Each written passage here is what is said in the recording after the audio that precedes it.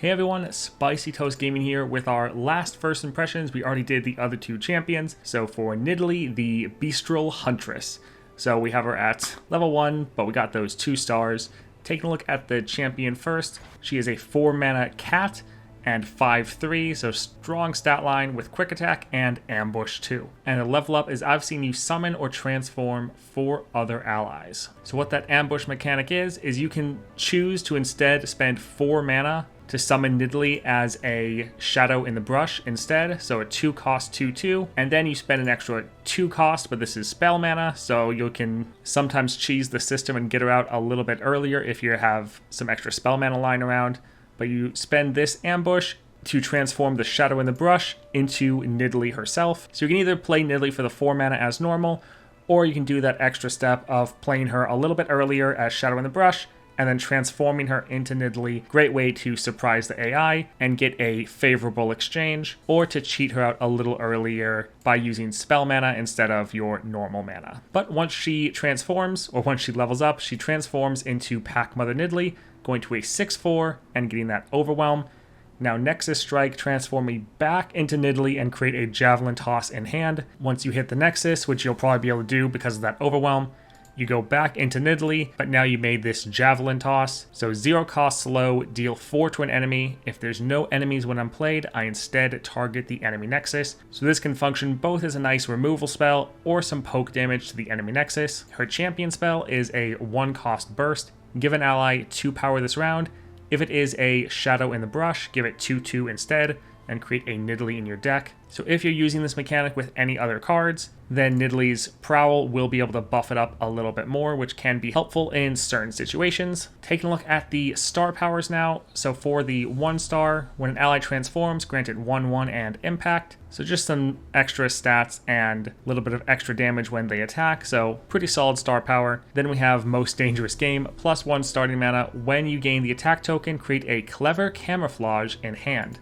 So we take a look at that 1 cost burst, pick an allied follower, pick one of 3 random followers that cost 2 more to transform it into. So if you have any of your units that you don't necessarily care about, or they don't need to stay as that unit, maybe they're damaged, or maybe they just had a strong on-play effect that you don't need anymore, you can use your Clever Camouflage to then transform them into a random unit that costs more. So normally it's going to be more powerful since it costs more. And this is a great way to continually trigger your first star power by transforming allies, further buffing them up and giving them that impact. Now the 3rd star power adds an extra effect.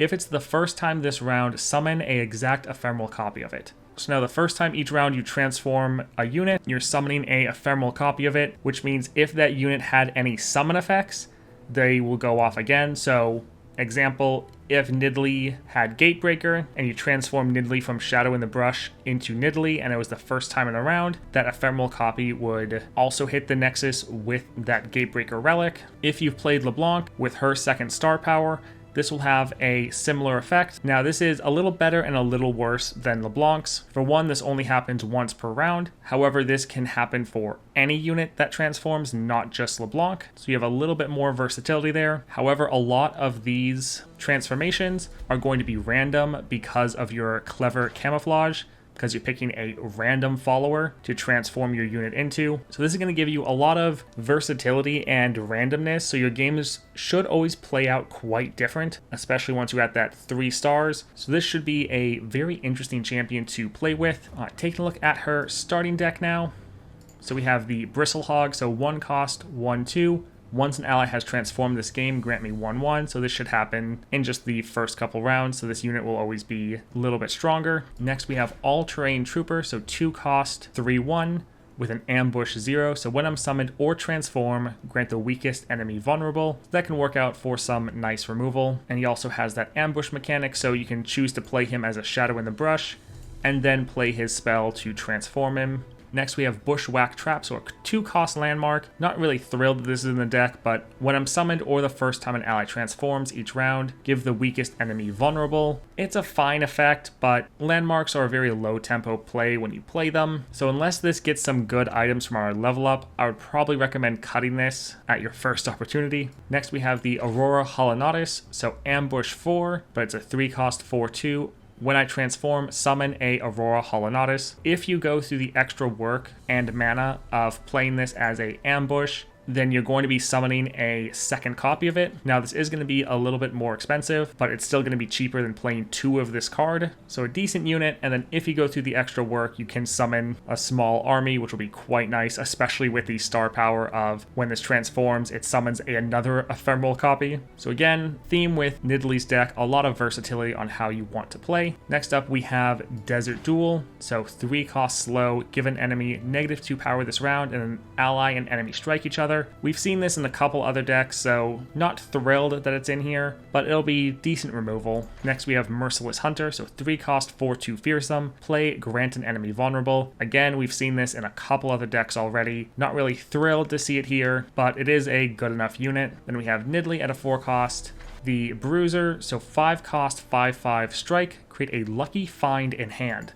So that lucky find, pick a buff from among 3 to grant to an ally. Not really sure why this is in her deck. Like, I guess, yes, it's a Shurima card and she's a Shurima champion. But yeah, looking at the star powers and the rest of the deck, I don't really know why these 3 cards are here. It's a little disappointing. They don't really seem to fit with the rest of the deck, but it's a solid enough card, I guess. Then last up, we have the Towering Parafont. So 6 cost 6/5 with Overwhelm, but it also has Ambush 5. So again, you can play it as Shadow in the Brush, which this will be a very large unit, so surprising the enemy by playing this first and then having this attack. They block it with something smaller. Then you use the Ambush card to transform it into the 6/5. Could be a very strong finisher. Now know that if you're going for the Ambush, it's going to cost 1 more. It's going to cost 7 mana in total, since you're having to spend 2 mana for the brush and then 5 for this. But in Path of Champions, there's a lot of ways to either make your spells cost 1 less or have extra spell mana. So normally this will cost more, but it could actually end up costing less to make it a Shadow in the Brush and then transform it. In general though, very solid card. Let's go take a look at what upgrades we get from the champion level ups. Alright, so first the All-Terrain Trooper gets Speed Wraps, so it goes to a Quick Attack. Quick Attack is very strong with the vulnerable effect. Then Desert Duel gets Oracle Lens, so it's a Predict. That seems fine, I guess. Nothing really too crazy yet. Bristlehog gets Chain Vest, so it'll be a decent blocker. The Aurora Holonatus gets Serrated Dirk, so fearsome. Not bad. Could be a way to really overwhelm your opponent early, especially if they have a lot of weaker units that aren't able to get to that 3 power. The Bruiser gets an Ancient Coin, so it goes down to a 4 cost. That is actually a pretty nice upgrade. The Bushwhack Trap gets Haunting Trophy, so enemies have -1 power. That does make it a bit better, especially since we now have some Fearsome built into our kit from the Aurora Holonatus getting that Fearsome Dirk, so that's not too bad. The Towering Parafont gets Dragon Tooth, so 1/1 and Fury, making it even stronger than it was before. Then the Merciless Hunter gets Phage, so a 3 cost 6/4, not bad.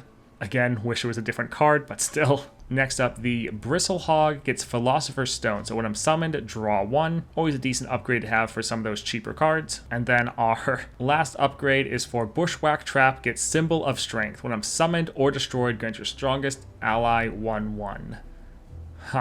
Well, really sad that out of all of our cards, the Bushwhack Trap gets 2 upgrades. While I think Nidalee is going to be quite fun, and I like her star powers, and I like what most of the deck is doing, I think we got kind of shafted on the champion level ups, where it gave us some good effects, but getting 2 upgrades for the Bushwhack Trap seems kind of terrible in my opinion. And then the fact that, again, we have 3 cards that don't really seem to fit here. This is also the last champion I was looking at for the first impressions. I think the other 2 champions both have a much better made deck and also level ups from the champion level ups. I do think Nidalee's star powers look really interesting, but I'm a little disappointed with the deck and the champion level ups. Now, half the deck, all those ambush mechanics, I think that's going to be a lot of fun. Nidalee herself, I think, is going to be amazing. Just some cards in there I don't like. All right, I think for the first relic, you could go for the Challenger Quick Attack, very strong combo, but I think I'm going to go for Chameleon's Necklace. I want to be able to play Nidalee, and since we don't have that guaranteed champion draw yet, going to play with the Chameleon's Necklace just so I can be sure I can get Nidalee fairly early in the game. That's it for our Nidalee first impression though. I've done first impressions now for every single champion, so definitely check out the channel if you want to see any of those. Also, I will be doing leveling videos for all the champions as well as putting out guides for them. If you want to see all that Path of Champions content, definitely like and subscribe. And we recently launched a Discord that's been growing quite rapidly. We have a great base of Path of Champions enjoyers. So if you want to join in with that growing community, click the link in the description, and I hope you have a great day.